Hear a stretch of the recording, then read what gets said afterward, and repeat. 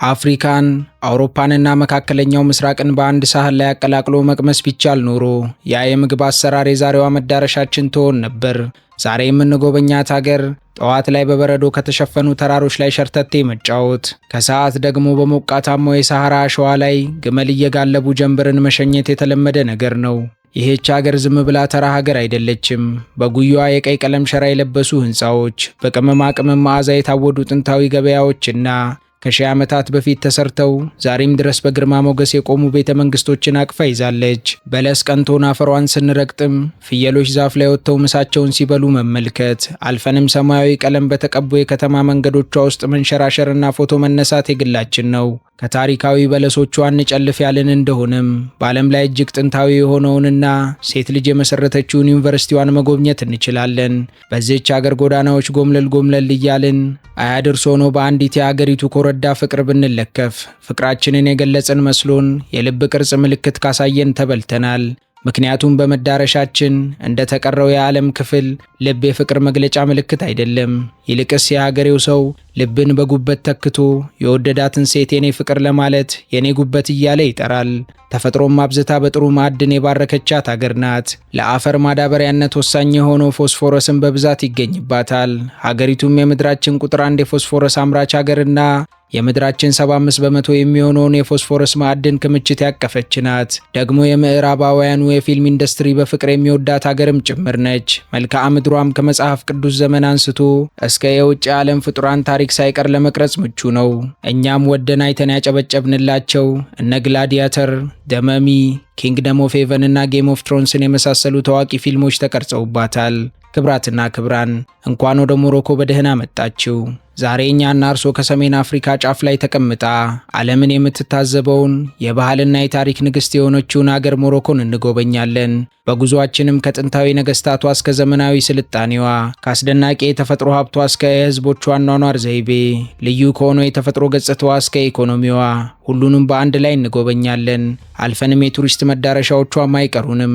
እርሶም በከለር ባይመስሉንም በጂኦግራፊ ከኛ ጋር እንዳንዱ የሆኑትን ሞሮኮውያንን ለመተዋወቅ እንዲሁም ተወዳጅ የሜንት ሻያቸውን ለመጎንጨት ቻናላችንን ሰብስክራይብ እያደረጉ አብረውን ለደቂቃዎች ይቆዩ።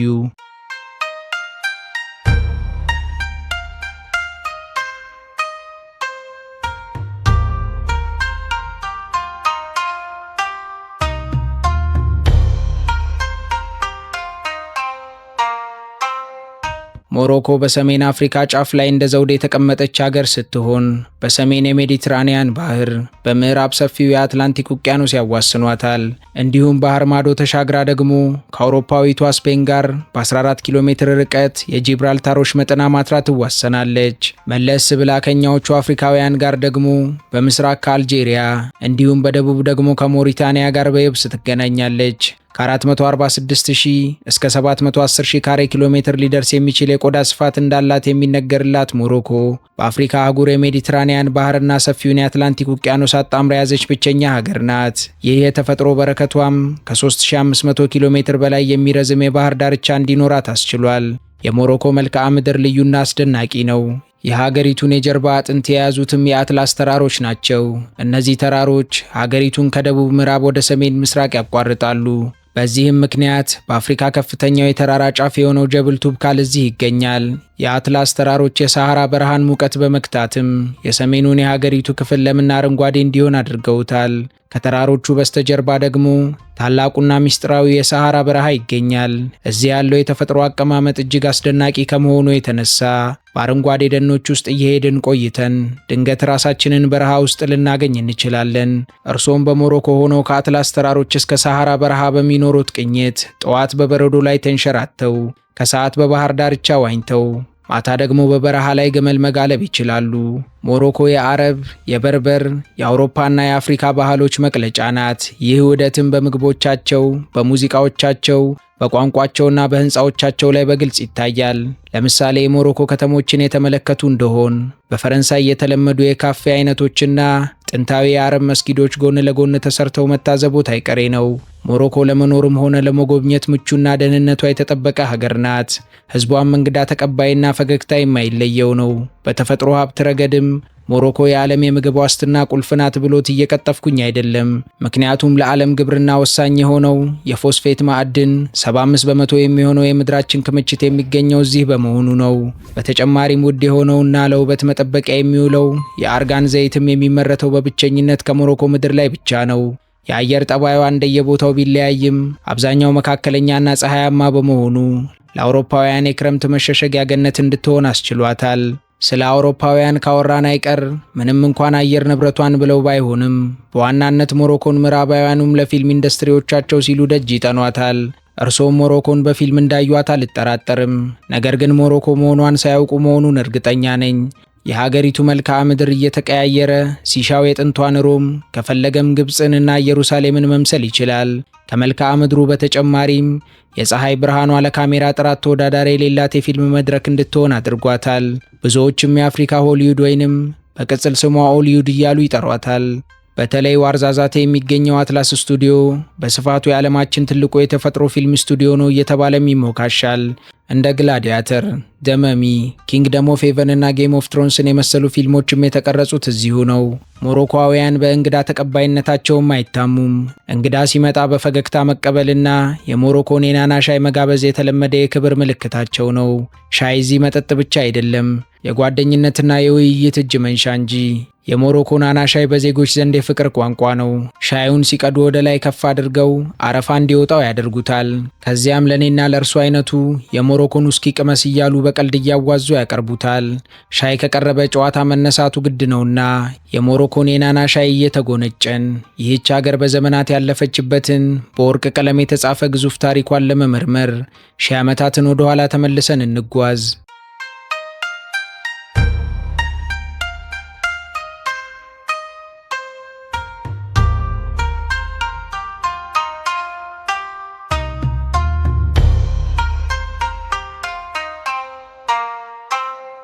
የሞሮኮውያን ታሪክ የሚጀምረው ከእስልምናና ከክርስትና እምነት በፊትም ዓመታት ልቆ ነው።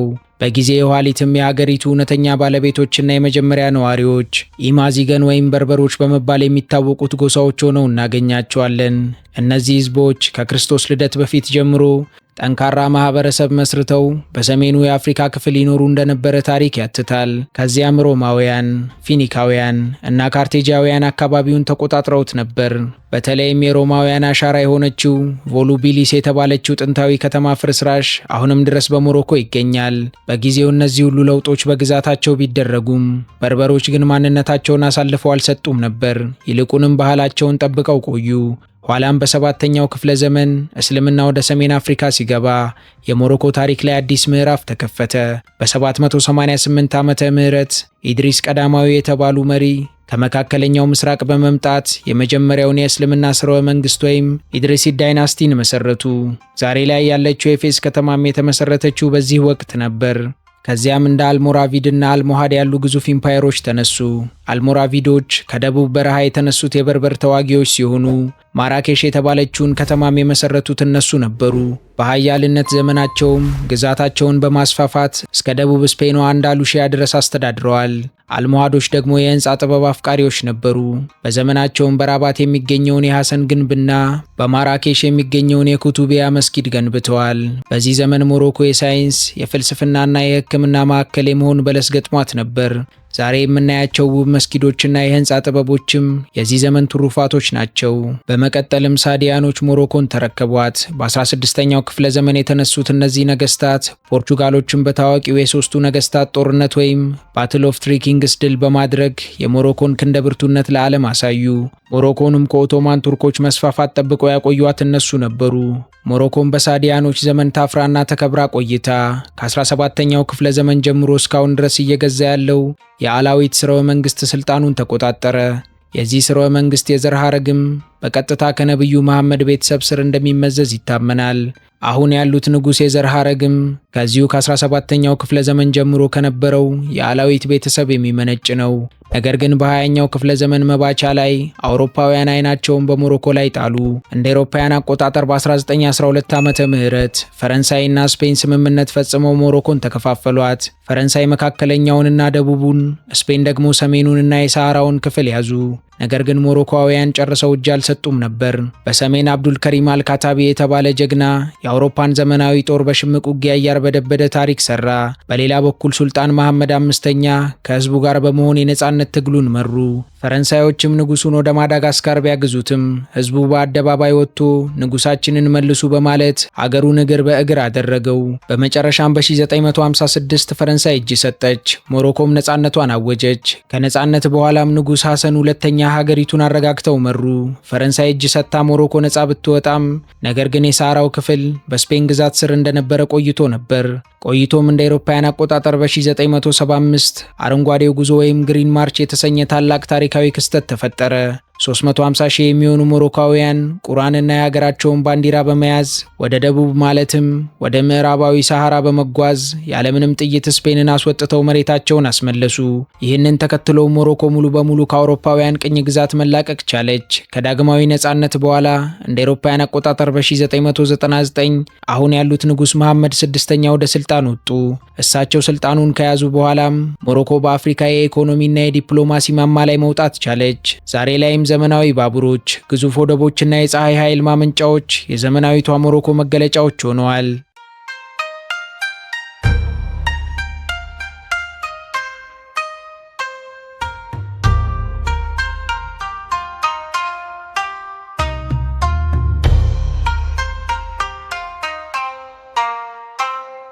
ብዙዎች ካዛብላንካንና ማራኬሽን የሞሮኮ ዋና ከተማ አድርገው ያስባሉ። ነገር ግን የፖለቲካና የአስተዳደር ዋና ከተማዋ ጸጥተኛዋና ውቧ ራባት ናት። 118 ኪሎ ሜትር ስኩዌር የምትሰፋው ራባት የተመሰረተችው በ12ኛው ክፍለ ዘመን በአልሞሃድ ስርወ መንግስት ሲሆን መጀመሪያ ላይም እንደ ወታደራዊ ምሽግ ነበር የምታገለግለው። ፈረንሳዮችም ወደ ሞሮኮ በገቡበት ጊዜ የአስተዳደር ማዕከላቸውን ከፌዝ ወደ ራባት አዛውረውት ነበር። ከዚያን ጊዜ ጀምሮም የሀገሪቱ የፖለቲካ ዋና ከተማ ሆና ቀጥላለች። ከከተማዋ ዳርቻዎች ጋር ሲደመር ወደ 2 ሚሊዮን የሚጠጋ ህዝብ የሚኖርባት ራባት ከሌሎች የሞሮኮ ከተሞች ረጋ ባለመንፈሷ ተለይታ ትታወቃለች። ራባት እንደ ካዛብላንካ በጩኸት የተሞላች አይደለችም። እንደ ማራኬሽም ሙሉ በሙሉ በቱሪስቶች የተጠለቀለቀች አይደለችም። ዘመናዊ ህንፃዎች፣ ሰፊ መንገዶችና አረንጓዴ ፓርኮች ከጥንታዊ ግንቦች ጋር ተዋህደው ይገኙባታል። እዚህ የውጭ ሀገር ኤምባሲዎችና የመንግስት መስሪያ ቤቶች ስለሚገኙ ከተማዋ የዲፕሎማቶች ከተማ ትባላለች። የመዲናዋ ኢኮኖሚም በዋናነት በመንግስት አስተዳደር፣ በቴክኖሎጂና በንግድ ላይ የተመሰረተ ነው። ነዋሪዎቿም በአብዛኛው የተማሩና መካከለኛ ገቢ ያላቸው ናቸው። ከተማዋም ንጹህ፣ ዘመናዊ የትራምዌይ ባቡር ትራንስፖርት ያላትና ለኑሮ ምቹ የሆነች መዲና ናት። እኛም በመዲናዋ ከተገኘን ከምናጣጥመው ምቹ ዘመናዊ ኑሮ በተጨማሪም ከታሪካዊ የቱሪስት መዳረሻዎቿ መቋደስ እንችላለን። ለአብነት ያክልም ቱሪስቶች በከተማዋ ጎራ ሲሉ እንደ አውሮፓውያን አቆጣጠር በ1195 ዓመተ ምህረት የዓለም ትልቁን መስጊድ ለመገንባት ታስቦ በንጉሱ ህልፈት ምክንያት ግንባታው ያልተጨረሰውን የሐሰን ታወር ሚናራን በከተማው መሃል በኩራት ቆሞ ያገኙታል። ከመስጊዱ ባሻገር ደግሞ የሞሮኮ የስነ ህንፃ ጥበብ ጥግ የታየበት ነጭ እብነበረድ፣ አረንጓዴ ጣሪያና የወርቅ ጌጣጌጦች ያሉት የመሐመድ አምስተኛ መካነ መቃብር ሌላኛው ትኩረት የሚስብ ቦታ ነው። በተጨማሪም ጎብኚዎች መንፈሳቸውን ለማደስ ወደ ካስፓ ኦፍ ዘኡዲያም ሲያቀኑ ይስተዋላሉ። ይህም ቦታ በከተማ ውስጥ ያለ ሌላ ከተማ ነው። ጠባብ መንገዶቹ፣ ነጭና ሰማያዊ ቀለም የተቀቡ ቤቶች እንዲሁም የአትላንቲክ ውቅያኖስን ቁልቁል የሚመለከተው አቀማመጡ መንፈስን ያድሳል። ሞሮኮ ለቱሪስቶች የምድር ገነት የሆነች ሀገር ናት። እኛና እርሶም እዚህ ከተገኘን አይቀር ወሳኝ መዳረሻዎቿን አለማየት አይቻለንም እና ዞር ዞር እያለን የሀገሪቱን ቁንጮ መዳረሻዎች ላስቃኛችሁ።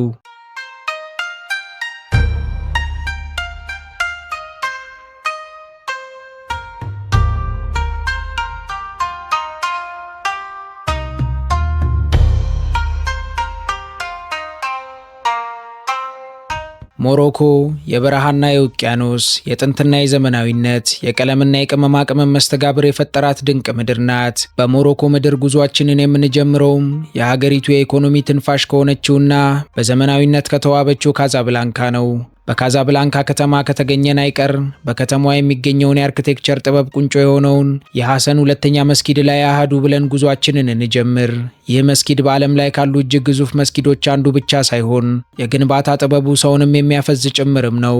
ሕንፃው በከፊል በአትላንቲክ ውቅያኖስ ላይ እንዲያርፍ ተደርጎ የተገነባ ሲሆን ይህም የአምላክ ዙፋን በውሃ ላይ ነበር የሚለውን የቅዱስ ቁርአን ጥቅስ ለማመላከት ታስቦ እንደሆነ ሞሮኮውያን ያስረዳሉ።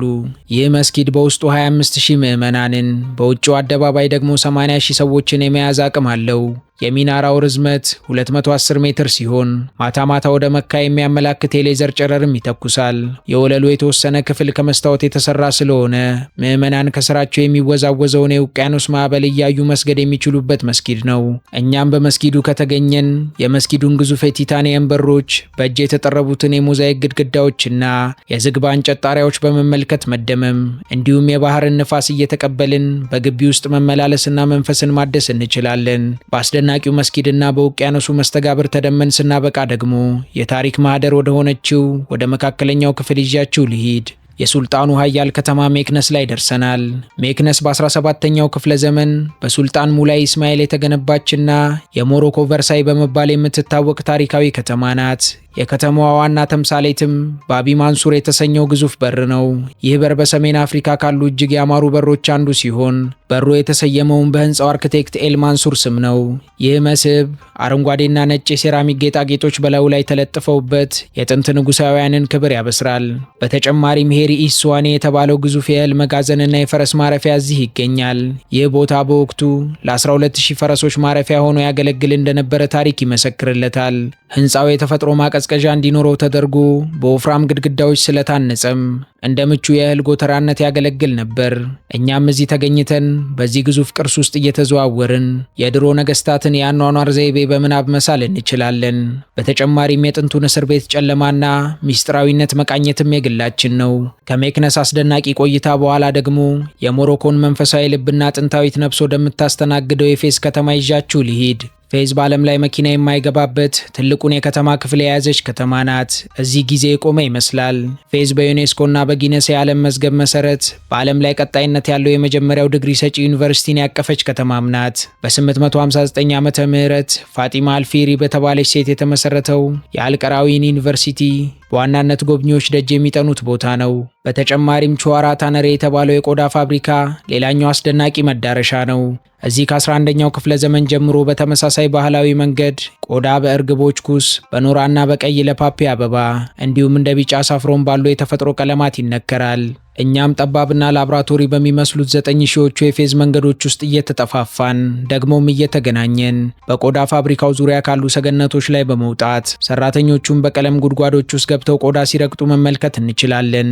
ትንሽ ሽታው ከበድ ስለሚልም የአዝሙድ ቅጠልን በአፍንጫችን ሸጉጠን ይህንን ጥንታዊ ሂደት በመመልከት የማይረሳ ትውስታን ገንዘብ ማድረግ እንችላለን።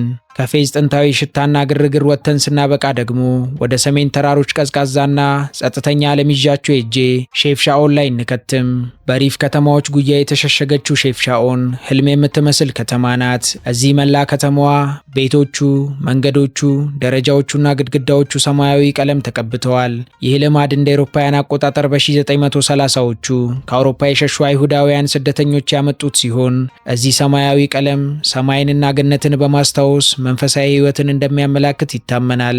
አንዳንዶች ደግሞ ትንኞችን ለማራቅ ነው ብለው ያምናሉ።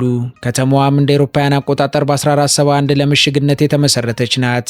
እኛም በከተማዋ ተገኝተን በጎዳናዎቿ ዝም ብለን በመዘዋወር ብቻ እየረካን ሲሻን ውብ የፎቶ ማስታወሻዎችን መያዝ፣ ከፎቶ በኋላ ደግሞ ከተማዋ ጫፍ ላይ በሚገኘው ራሴል ፏፏቴ አጠገብ ቁጭ ብለን የአካባቢው ሴቶች ልብስ ሲያጥቡ መመልከት እንዲሁም በአካባቢው የሚገኘውን ዝነኛ የፍየል አይብ መቅመስ እንችላለን። ከሼፍ ሻኦን አይረሴ ትውስታ በኋላ ደግሞ ወደ ደቡባዊ የሞሮኮ ክፍል በማቅናት የወርቃማው የሰሃራ በረሃ መገኛዋን መርዙጋን ላስቃኛችሁ። ወደ መርዙጋ ስንደርስ ዓለም ወደ ወርቃማና ቀይ ቀለም ትቀየራለች። እዚህ ኤርግቼቤ የሚባሉ ግዙፍ የአሸዋ ክምሮች ይገኛሉ።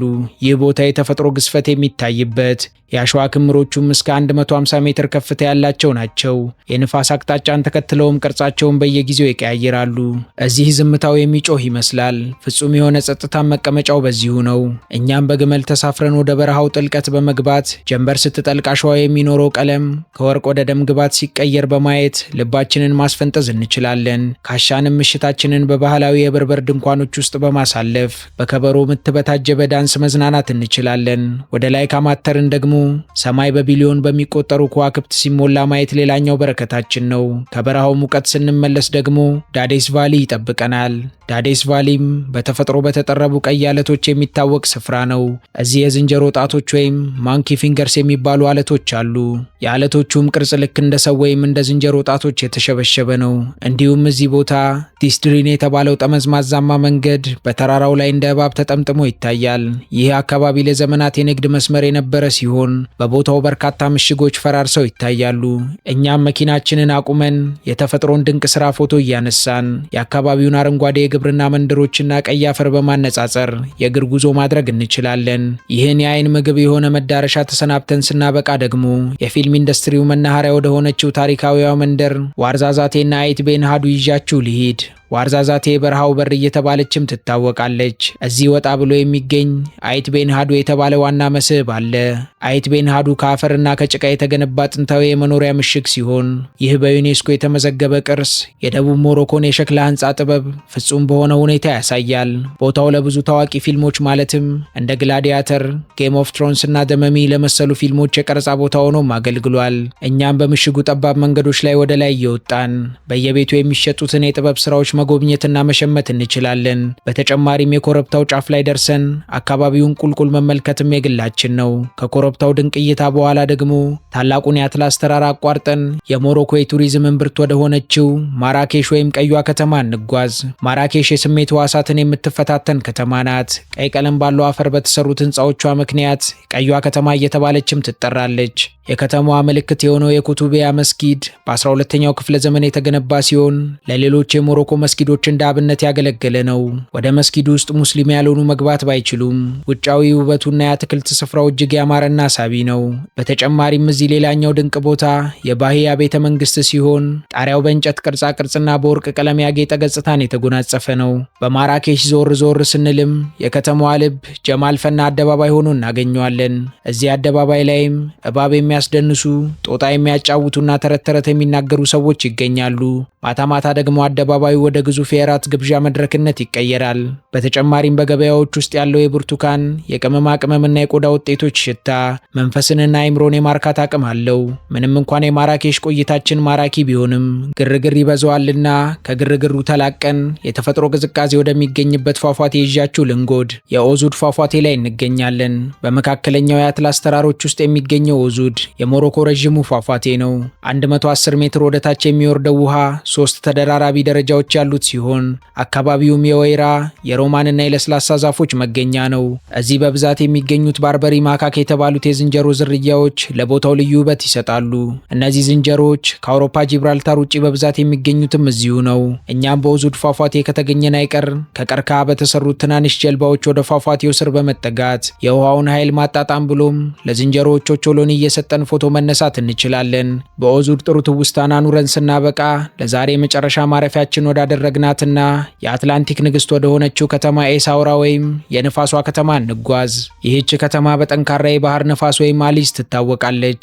እዚህ ዋናው ታሪካዊ ቦታ ስካላ ደላቪል የተባለው የባህር ላይ ምሽግ ሲሆን በ18ኛው ክፍለ ዘመን የተገነባና ከተማዋን ከባህር ወራሪዎች ለመከላከል ታስቦ የተሰራ ነበር። በመዳረሻውም የድሮ መድፎች አሁንም ድረስ ተደርድረው ይታዩበታል። እኛም ትኩስ የባህር ምግቦችን ከውቅያኖሱ ዳርቻ ሆነን እየተመገብን ከውቅያኖሱ መምከር ብሎም በባህር ዳርቻው ላይ ፈረስ ወይም ግመል መጋለብ እንችላለን። የሙዚቃ ሰው ከሆንን ደግሞ ግናዋ የተሰኘውን ጥንታዊ የአፍሪካ መንፈሳዊ ሙዚቃ ማዳመጥና አይረሴ ጊዜ ማሳለፍ እንችላለን። በሞሮኮ እያንዳንዱ ከተማ የራሱ የሆነ ቀለም፣ ሽታና ታሪክ አለው። ሞሮኮን መጎብኘት ማለት በታሪክ መጽሐፍ ውስጥ በእግር እንደመጓዝ ያክል ነው። እኛም ከጊዜ አንጻር የተወሰኑትን መዳረሻዎች ብቻ አስቃኘናችሁ እንጂ ሀገሪቱ ታይተው የማይጠገቡ ቢወራላቸው የማይታክቱ ድንቅ የተፈጥሮ የታሪክና የባህል መስህቦችን የታደለች ሀገር ናት።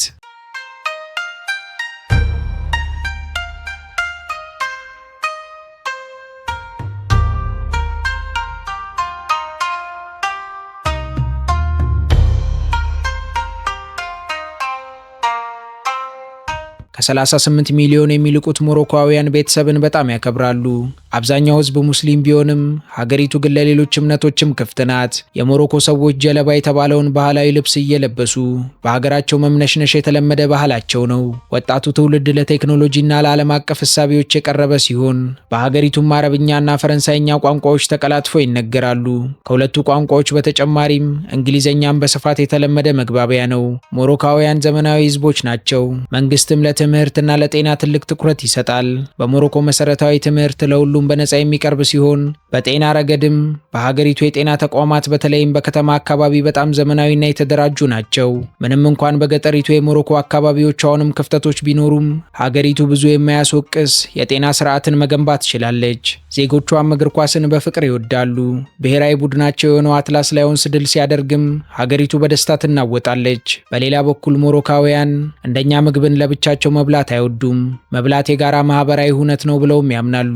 እንዲሁም በባህላቸው መሰረት እንግዳን በአግባቡ አለመቀበል እንደ ትልቅ ነውር ይቆጠራል። በቤታቸው የተገኘውን እንግዳም ባላቸው አስደስተው ተቀብለው መሸኘት እሴታቸው ነው።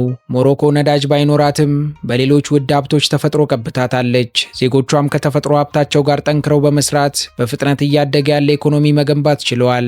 ዛሬ ላይ ሞሮኮ በዓለም 58ኛዋ በአፍሪካ ደግሞ 5ኛዋ ባለ ትልቅ ኢኮኖሚ ባለቤት ናት። ኢኮኖሚዋም ግብርናን፣ የፎስፌት ማዕድንን፣ ቱሪዝምና ኢንዱስትሪ እንደጀና አድርጎ በፍጥነት እየከነፈ ይገኛል። ግብርናም ወደ 14 በመቶ የሚሆነውን የሀገሪቱን ገቢ ይሸፍናል። በግብርና ስርም ሞሮኮ ወይራ፣ የሎሚ ዘሮችንና ቲማቲምን ወደ አውሮፓ በመላክ ትታወቃለች። ከግብርና መልስ ደግሞ የሞሮኮ ነዳጅ እየተባለ የሚታወቀው ፎስፌት ኢኮኖሚውን ያንጠባጥባል። ሞሮኮም በዓለም ላይ ካለው የፎስፌት ክምችት 75 በመቶ የሚሆነውን በጉያዋ አቅፋ ትገኛለች። በዚህ ዘርፍ ስርም ሀገሪቱ የውጭ ምንዛሬን እንደ ጉድ እየዛቀች ትገኛለች። ከሁለቱ ቁንጮ መስኮች በተጨማሪ ደግሞ ቱሪዝም በሶስተኛነት በትረ መንግስቱን ይዞ ኢኮኖሚውን ይዘውራል። ሞሮኮም በየዓመቱ ከ10 ሚሊዮን በላይ ቱሪስቶችን ታስተናግዳለች። የቱሪዝም ዘርፍም ለብዙ ዜጎች የሥራ ዕድል ፈጥሯል። ከግብርና ከፎስፌትና ከቱሪዝም ቀጥሎ ደግሞ ሞሮኮን የአውቶሞቲቭ መንደር ያስባላት የኢንዱስትሪ መስክ በአራተኛነት ኢኮኖሚውን ያንቀሳቅሳል። በኢንዱስትሪ መስክ ስር በሀገሪቱ በተለይ የመኪናና የአውሮፕላን አካላትን ማምረት በከፍተኛ ፍጥነት እያደገ ነው። እንደ ሬናዋልትና ፑጄት ያሉ የመኪና ፋብሪካዎችም እዚህ ግዙፍ የማምረቻ ተቋማቶች አሏቸው። የሀገሪቱ ኢኮኖሚ በየዓመቱ እያደገ ሲሆን የህዝቡ ገቢም ከመካከለኛ ደረጃ ወይም ሚድል ኢንካም ስር ይመደባል። እንደ የዓለም የፋይናንስ ተቋማት መረጃ መሰረትም በፍጥነት እየከነፈ ያለው የሞሮኮ ኢኮኖሚ አሁን በጀመርነው የፈረንጆቹ 2026 196.12 ቢሊዮን የአሜሪካን ዶላር የሚገመት ጂዲፒ እንደሚያስመዘግብ ተገምቶለታል። እንዲሁም የዜጎቿ የነፍስ ወከፍ ገቢም በዚሁ ዓመት ከ4000 እና 5000 የአሜሪካን ዶላር በላይ እንደሚሆን ይጠበቃል። ሞሮኮ በታዳሽ ኃይል ዙሪያም አትደራደርም። የሀገሪቱ መንግስት በፀሐይ ኃይል ወይም ሶላር ኤነርጂ ላይ በሰፊው እየሰራ ሲሆን በዓለም ላይ ትልቁ የፀሐይ ኃይል ማመንጫ ጣቢያ የሆነውን ኑር ፓወር ስቴሽንንም ገንብቶ ወደ ስራ አስገብቷል። ሞሮኮ ማለት ይህች ናት። የቀለማት ሲምፎኒ፣ የታሪክ ሙዚየምና የተፈጥሮ ድንቅ ስራ፣ ከአትላስ ተራሮች ቅዝቃዜ እስከ ሰሐራ በረሃ ሙቀት፣ ከጥንታዊ መዲና ጠባብ መንገዶች እስከ ካዛብላንካ ሰፊ ጎዳናዎች፣ ሞሮኮ እያንዳንዱን ስሜት የምትነካ ሀገር ናት። አፍሪካዊ ማንነትን ይዛ ከዓለም ጋር የተሳሰረች፣ ለውጥን እየተቀበለች ባህሏን የጠበቀች ምድር።